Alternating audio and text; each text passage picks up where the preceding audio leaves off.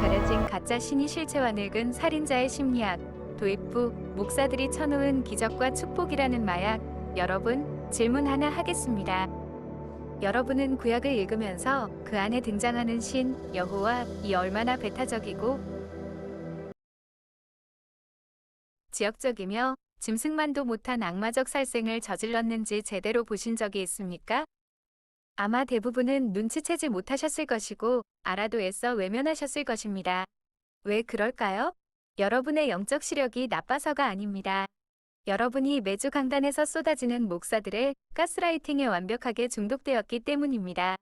목사들은 역사적 사실을 부풀리고 과장하여 기록한 홍해가 갈라지는 기적, 만나와 메추라기, 여리고 성이 무너진 사건 같은 영웅담과 기적 이야기만을 쏙쏙 뽑아 한 편이 판타지 영화처럼 포장해 먹였습니다. 그리고 신명기 28장을 들이밀며 말 잘 들으면 들어와도 복을 받고 나가도 복을 받는다 는 얄팍한 축복의 메시지로 여러분의 팍팍한 현실과 탐욕을 마약처럼 자극했습니다. 여러분이 기적과 축복이라는 달콤한 종교 중독에 빠져 지갑을 여는 동안 그들은 구약 여호와의 진짜 끔찍한 실체, 피냄새를 맡고 갓난아이의 머리를 바위에 패대기 치는 그 악마적인 사륙의 텍스트를 교묘하게 감추어 버린 것입니다. 그러나 오늘 마음이 찢어지고 아파도 이 잔인한 진실을 두 눈 뜨고 직시하셔야 합니다. 우주 창조주로 포장된 이 구약의 신은 사실 콤플렉스와 분노로 미쳐버린 모세라는 한 인간의 인격장애가 발명해낸 끔찍한 뇌피셜 조작품에 불과합니다. 지금부터 그 명백한 성경적 팩트와 심리학적 증거를 보여드리겠습니다. 전개부, 모세의 심리적 질환이 만들어낸 잔혹한 가짜 신. 첫째, 버려진 아이의 트라우마가 낳은 극단적 배타성입니다. 모세의 시작은 나일강에 버려진 아이였습니다. 출애굽기 2장 10절, 그 아기가 자라매 바로의 딸에게로 데려가니 그가 그의 아들이 되니라. 화려한 이집트 공주의 아들로 자랐지만 그의 뿌리는 최하층 노예였습니다. 이 극심한 인지부조화와 분열된 자아는 그를 내 편 아니면 다 죽여야 한다는 경계선 성격 장애로 몰고 갔습니다. 이 뒤틀린 상처가 어떤 신을 만들었습니까? 신명기 7장 16절, 내 하나님 여호와께서 내게 넘겨주신 모든 민족을 내 눈이 긍휼히 여기지 말고 진멸하며. 이것은 우주 창조주의 사랑이 아닙니다. 상처받은 모세가 타 민족을 향해 뿜어내는 맹목적 혐오이자 끔찍한 인종차별주의일 뿐입니다. 둘째, 살인자의 억압된 분노가 낳은 피에 굶주린 전쟁신입니다. 여러분, 모세는 사람을 쳐 죽이고 암매장한 살인범이었습니다. 출애굽기 2장 12절, 좌우를 살펴 사람이 없음을 보고 그 애굽 사람을 쳐 죽여 모래 속에 감추니라. 그는 살인범으로 쫓겨 사막에서 40년을 썩어가며 극심한 외상 후 스트레스 장애, PTSD와 열등감에 시달렸습니다. 그 억눌린 분노와 살기가 터져나와 투사, 프로젝션 된 것이 바로 여호와입니다.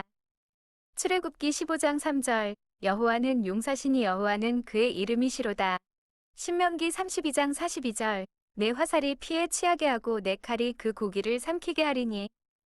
138억 년 우주를 섭리하시는 창조주가 피에 취해 칼로 고기를 씹어먹는 살인마란 말입니까? 아닙니다. 이것은 이집트를 향한 복수심에 불타는 늙은 살인자 모세의 거친 숨소리일 뿐입니다. 셋째, 진퇴양난의 극심한 스트레스가 낳은 사이코패스적 율법입니다. 사막으로 노예 200만 명을 끌고 나왔지만 모세는 그들을 통제할 능력이 없었습니다. 매일 폭동이 일어나는 통제불능의 스트레스 속에서 80세 노인의 뇌는 편집증과 과대망상으로 무너져 내렸습니다. 권력을 유지하기 위해 그는 여호와의 명령이라는 이름으로 짐승만도 못한 짓을 지시합니다.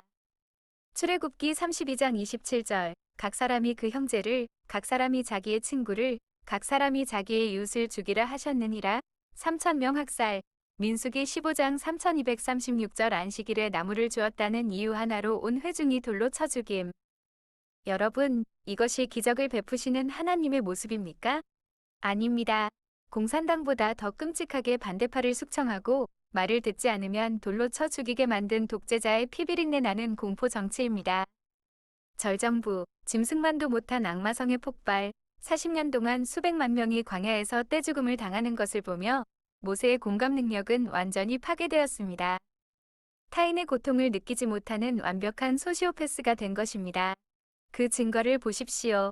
민수기 31장 1718절, 남자는 다 죽이고 사내를 알지 못하는 여자들은 다 너희를 위하여 살려들 것이니라.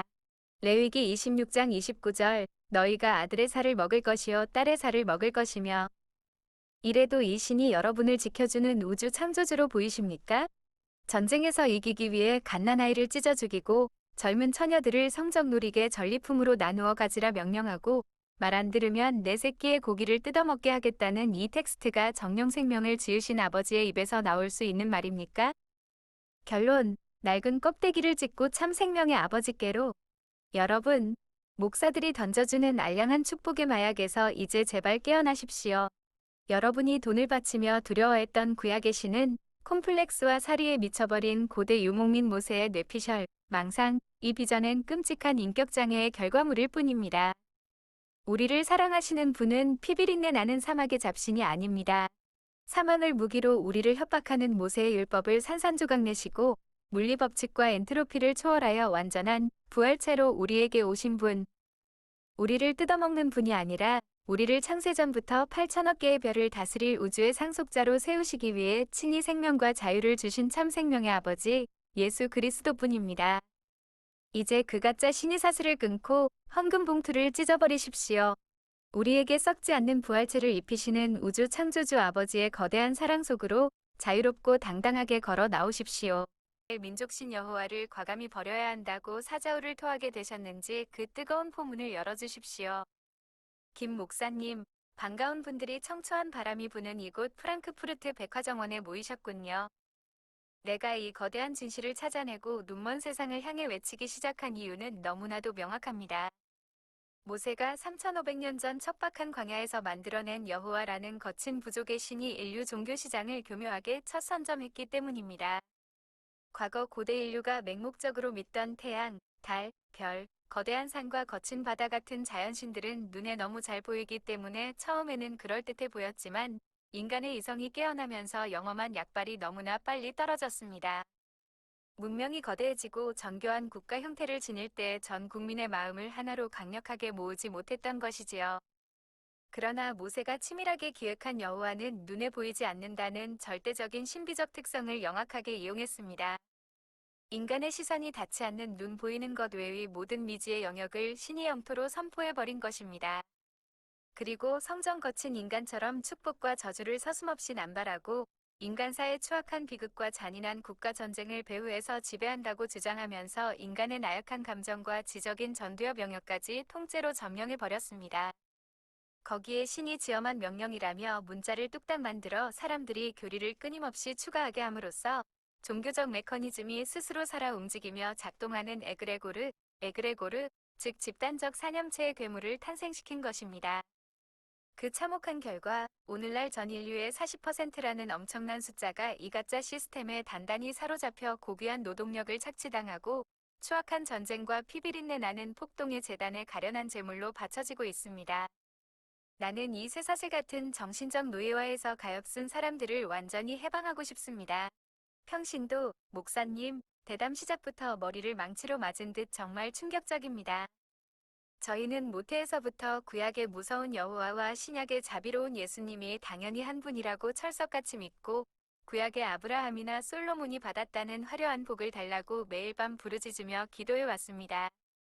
그런데 그것이 인간이 정교하게 만들어낸 가짜 시스템이라니요? 제 영혼이 통째로 흔들리는 기분입니다. 최고 역사학자 교수, 메마른 고고학적 유물과 역사학자의 냉정한 관점에서 볼 때 김 목사님의 이 날카로운 통찰은 의심할 여지 없는 정확한 팩트에 기반하고 있습니다. 수많은 대중이 성경 속 환상만 보고 이스라엘이 처음부터 찬란하고 거대한 유일신 문명이었을 거라 착각하지만 베일을 벗겨낸 역사적 실체는 너무나도 초라하고 다릅니다. 히브리인이라는 말의 거친 어원부터가 팩트를 증명합니다.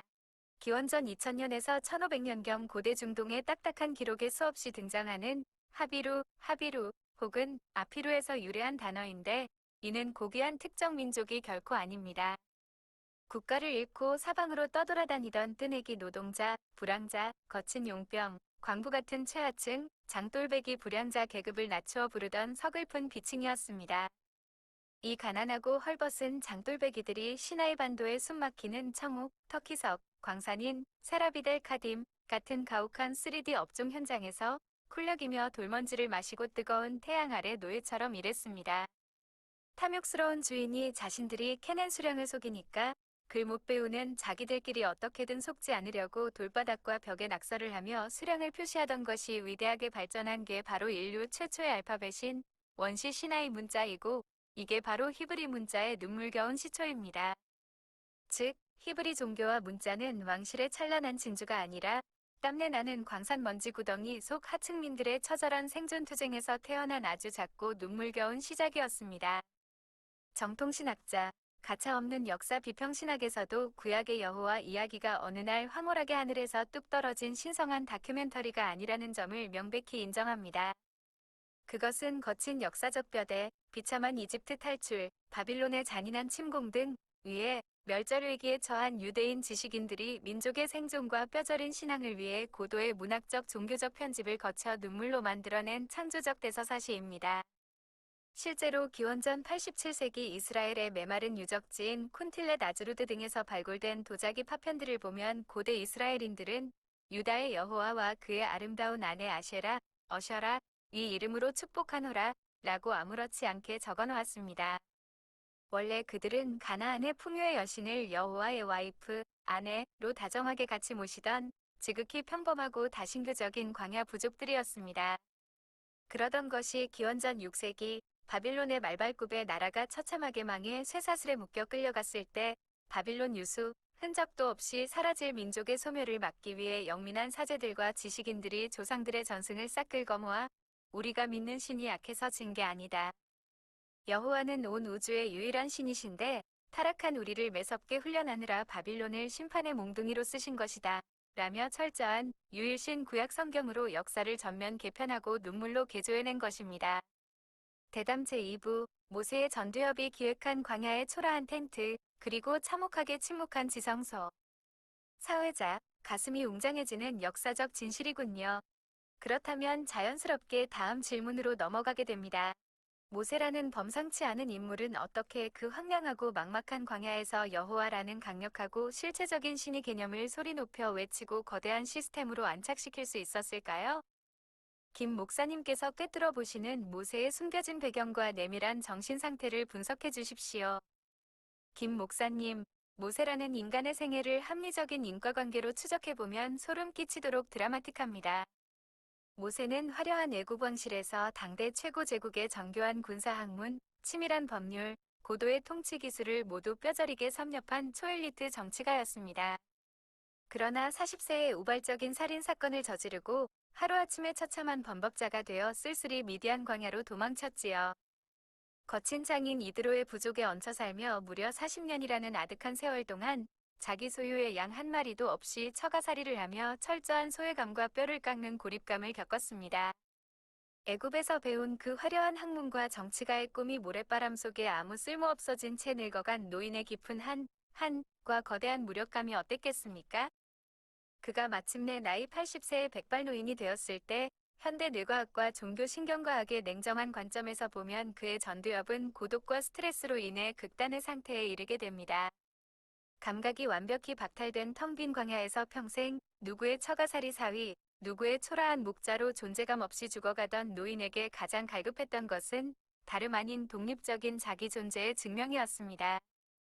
그 내면의 가슴 치는 결핍과 애굽 왕실에서 어깨너머로 배운 유일신적 종교개혁의 낡은 기억이 격렬하게 융합되면서 마침내 나는 스스로 존재하는 자, 여호와, I am who I am 라는 천둥 같은 청각적 확신과 이글거리는 떨기나무 불꽃이라는 시각적 환상으로 대폭발을 일으킨 것입니다.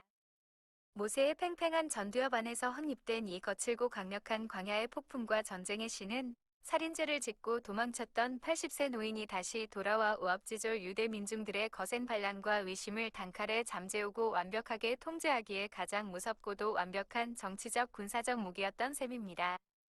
과학자, 물리학 교수, 현대 뇌과학적으로 소름 돋을 만큼 아주 타당한 분석입니다. 인간의 뇌는 극심한 고립 환경과 생존의 스트레스 속에서 자기방어 기제로 거대한 세계관을 스스로 시뮬레이션해낼 수 있습니다. 게다가 고고학적으로 모세가 광야에 세운 장막, 성막 이 도면을 보면 당대 애굽의 막강한 파라오였던 람세스 2세가 거친 전쟁터에서 쓰던 군사 작전용 이동식 천막과 그 비율, 그리고 직사각형 형태, 외소와 내소의 구분, 중심의 왕좌 구조까지 소름 끼치도록 흡사합니다. 즉, 모세는 애굽 왕실에서 눈으로 배운 최고의 이동식 군사기술과 통치 시스템을 종교라는 신비한 하드웨어로 교묘하게 시각화하여 대중을 장악한 것입니다. 평신도, 들을수록 온몸에 전율이입니다. 그렇다면 모세가 만든 그 베일에 쌓인 장막 안에는 대체 무엇이 은밀하게 들어있었습니까? 왜 그토록 철저히 비밀 공간으로 숨겨두고 사람들의 접근을 막았나요? 김 목사님, 그 장막마당에는 매일 짐승이 죽어나가는 피비린내 나는 번제단과 노쇠로 만든 차가운 물두멍이 있었고, 첫 번째 커튼을 열고 캄캄한 성소에 들어가면 정렬된 떡상과 기괴하게 빛나는 금촛대, 연기가 피어오르는 분향단이 있었지. 그리고 가장 깊은 곳, 두꺼운 휘장으로 삼엄하게 가로막힌 정사각형의 절대 고독과 침묵의 비밀 공간이 바로 지성소였습니다. 그 안에는 오직 언약궤라는 황금 상자 하나만 덩그러니 놓여 있었는데, 다른 화려한 이방 신전처럼 위압적인 황금 신상이 있어야 할 자리에 모세는 신의 형상을 과감히 없애버리고 무엇을 숨겨 넣었습니까? 바로 십계명 돌판, 즉 글자가 차갑게 적힌 법률을 집어넣었습니다. 이것이 바로 모세 전두엽 기획의 위대한 천재성입니다. 무엇이든 다 보여주고 공개하면 인간은 금방 익숙해지고 만만하게 보니까 저 두꺼운 커튼 너머에 무시무시한 신이 계시는데 감히 허락 없이 들어오면 그 자리에서 즉사한다. 는 지독하고 서늘한 신비주의로 백성들의 심장에 공포와 경외심을 박아 넣어 절대적인 통제력을 확보한 것입니다. 동시에 신이 얼굴을 찾으려 헛수고하지 말고 신이 이름을 빌려 자신이 제시한 합리적인 삶의 원리와 법률, 율법에 꼼짝없이 집중하게 만든 고도의 법치주의적 군사 설계였던 것입니다. 최고 역사학자 교수. 하지만 그 천재적인 설계의 결말이 역사 속에서 얼마나 참혹하고 냉혹하게 증명되었는지가 아주 중요합니다. 기원 후 70년 서슬퍼런 로마의 타이터스 장군이 이끄는 무자비한 로마 군대가 예루살렘 성전을 완전히 짓밟고 함락했습니다. 그들은 유대인들이 목숨보다 거룩하게 여겼던 성전의 심장, 그 굳게 닫힌 지성소 문을 군화발로 거침없이 열어젖혔습니다. 눈앞에서 유대인 사제들이 무참히 도륙당해 피가 제단을 적시는 순간이었습니다. 만약 모세가 성경 속에서 호기롭게 말한 대로 자기 백성을 괴롭히면 하늘에서 번개를 내리고 이방 군대를 흔적도 없이 멸하시는 자상하고 전능한 여호와가 그 공간에 실제로 살아 앉아 계셨다면 그 이방인 로마 군대의 머리 위로 불벼락이 떨어졌어야 마땅합니다.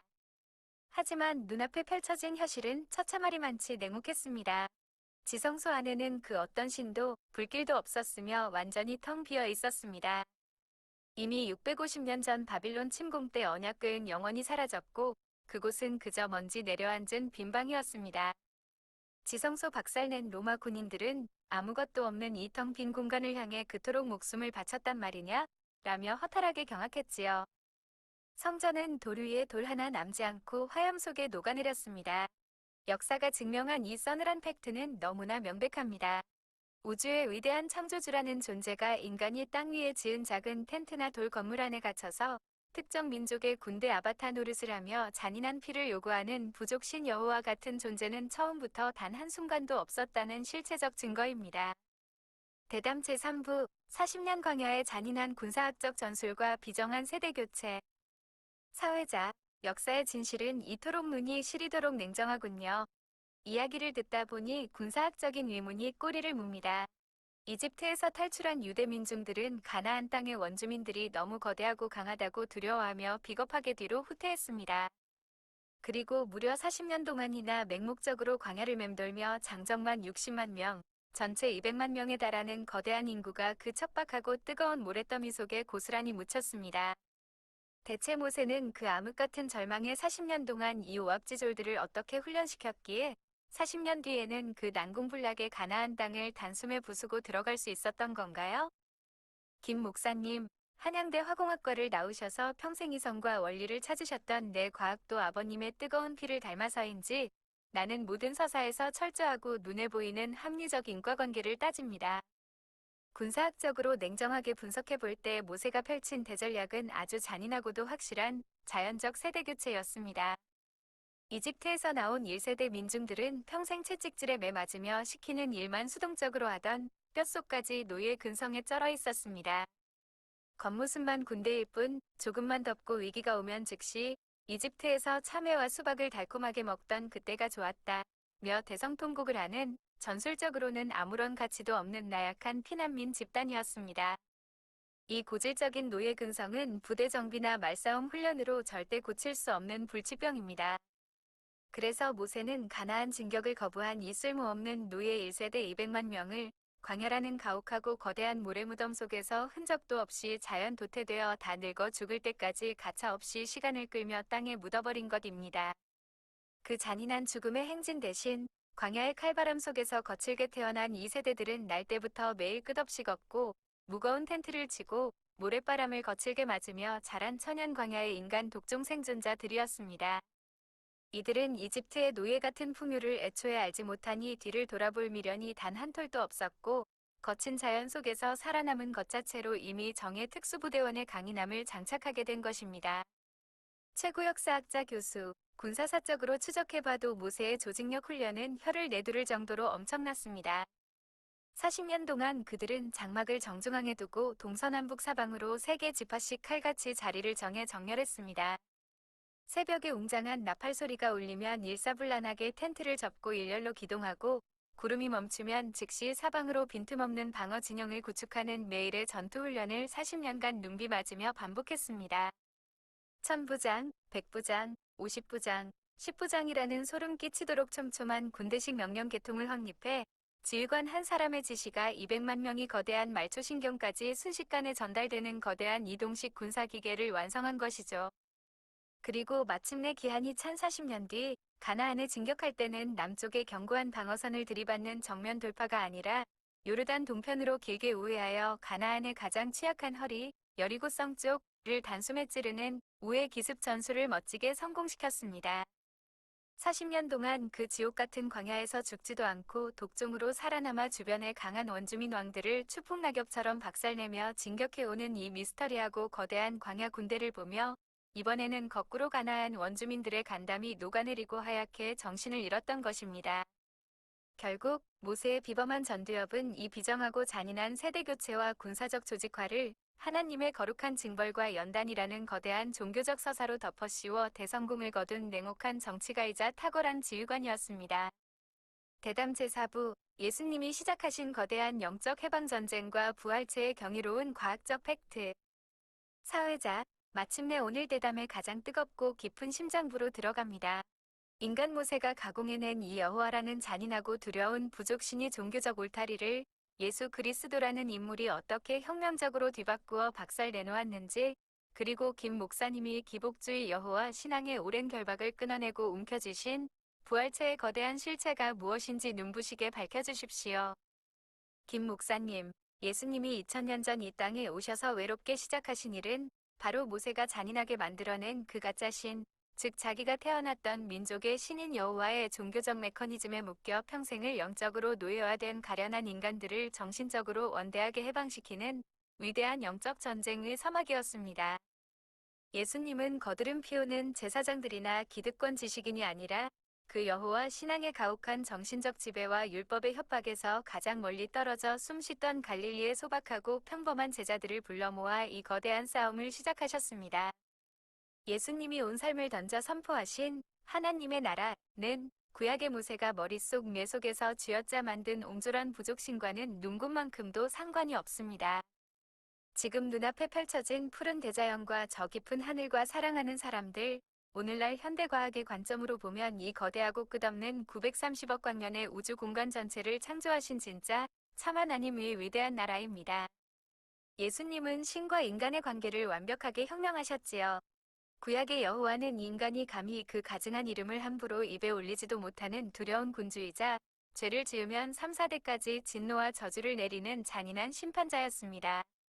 하지만 예수님은 온 우주의 창조주 하나님을 향해 어린아이들이 아빠 방구석에서 부르는 가장 친근하고 애틋한 아람어인 아바, 아바, 아빠라고 정의하셨습니다. 당시 숨막히는 유대 사회 전체를 뒤흔든 엄청난 신성모독이자 짜릿한 대혁명이었지요.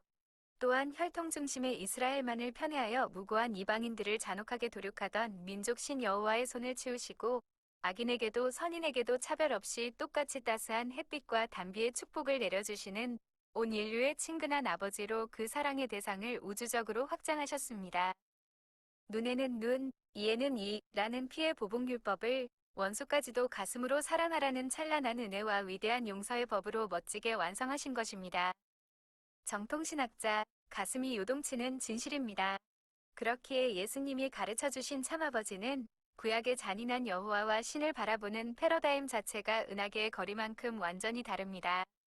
기성교회가 이 상극인 둘을 이익을 위해 교묘하게 뒤섞어서 물질적인 복은 아브라함과 야곱과 다윗의 탐욕스러운 여호와에게 빌고 마음의 사랑과 용서는 예수님에게 구하는 기괴한 모순을 범하고 있지요. 김 목사님께서 이 썩어버린 종교적 시스템의 위선을 역사적 안목으로 정확히 꿰뚫어 보신 것입니다. 창조주 안에 수많은 은하가 태어나고 별들 쓰러지는 광활한 우주의 순환 속에서 우리는 단순한 원자의 물질이 아님 신성한 창조주 결실이었네. 썩어짐 종로를 묶여 죽어가던 만물의 탄식이 멈추고 성육신의 비밀이 마침내 부활체로 우리 몸에 증명되도다. 차원의 벽을 넘어선 부활체 예수 그리스도 전열매를 따라 우리의 썩을 것들은 불멸의 옷을 입고 영원한 빛으로 화하네. 부활체의 주 거룩한 에너지가 온 세포를 깨우는 장엄한 순간 물질의 한계를 넘어선 신령한 유기체가 우주적 춤을 추기 시작하노라. 오 예수 부활체의 거룩한 복음의 빛이여 창조주 영원한 생명이 아침을 깨우네. 낡은 장막을 벗어던지고 창조주를 향해 날아오르는 참된 자유 가슴 깊은 곳에서 고동치는 나의 부활체 찬란한 소망을